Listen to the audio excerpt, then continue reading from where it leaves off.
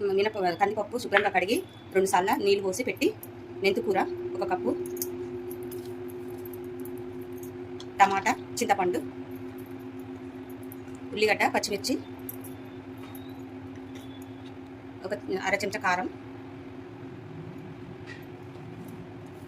1 spoon పసుపు పెట్టి 4 whistles రానివ్వాలి. ఇలా మెత్తగా మునగాకు పప్పు ఉడికిన తర్వాత 1 చెంచా ఉప్పు వేసి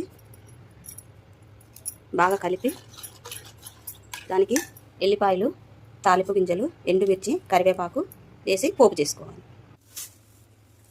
ముందుగా ఎల్లిపాయలు వేసి బాగా వేగనివ్వాలి. బాగా వేగిన తర్వాత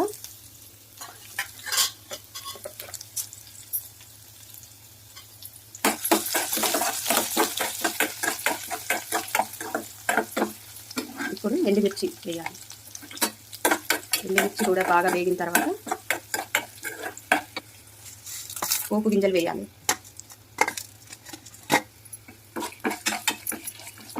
పోపు గింజలు కూడా బాగా వేగనిచ్చి కరివేపాకు వేసి వేగనివ్వాలి.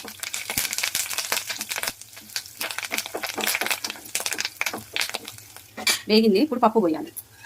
ఉడికిన పప్పు దీంట్లో వేయాలి.